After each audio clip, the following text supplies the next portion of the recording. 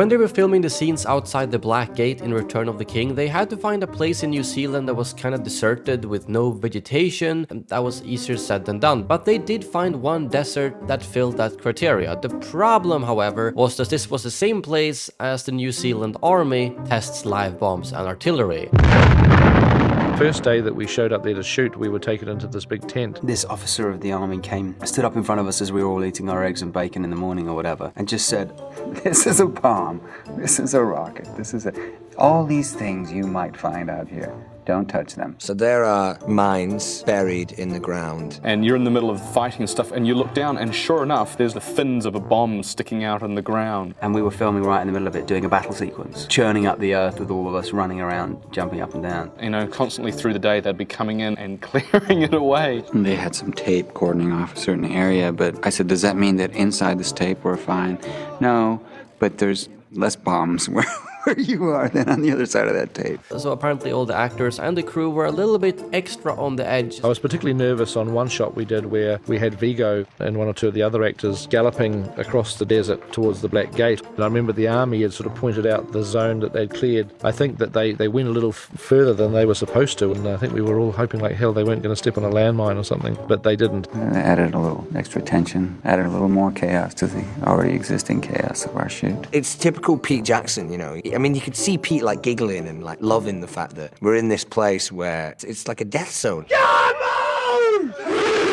We were also using New Zealand Army for the extras. Okay guys, let's shoot like a team! However, it had its ups and downs. The positive thing is that every time you told them to stand in a straight line, they did it instantly. Okay, what we need to do in this half here. However, the downside was that they weren't really trained to pretend to fight. And I know that they really got quite physical and seemed to enjoy beating the hell out of each other. And action!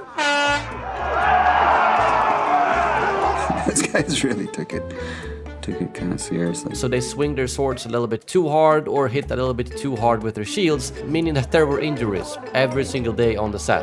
2 head injuries and 3 ankles. I had got a shield in the face and seen the bright shinies and been a bit concussed. So, you know, it was legit. They fought like it was for real, which definitely looked good in the end result, but maybe wasn't very nice towards the other actors or stuntmen who knew how to make it look realistic while not hitting with full power.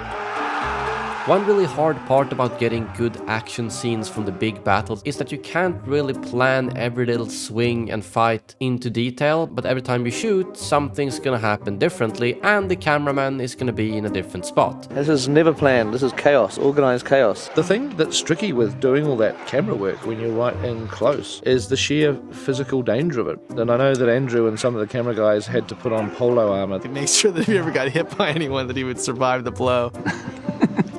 I think he liked it. I think Andrew really, really liked that.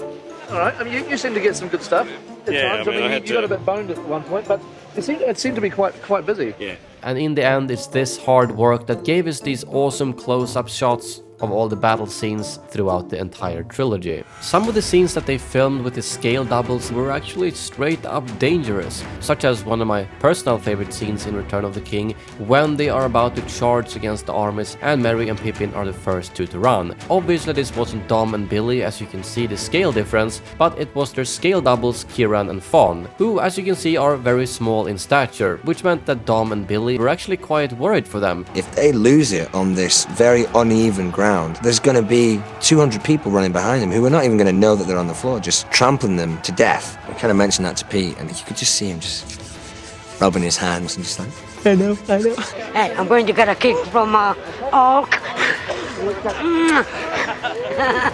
for hitting me on the head with one of our weapons. In the end, I almost think all of these scale doubles didn't get enough credit for the job they did in the trilogy, as without them, they would have had to use unnecessary CGI to show the size difference, and it definitely wouldn't have looked as good. Make sure to hit that subscribe button for more behind the scenes and interesting facts about the Lord of the Rings trilogy.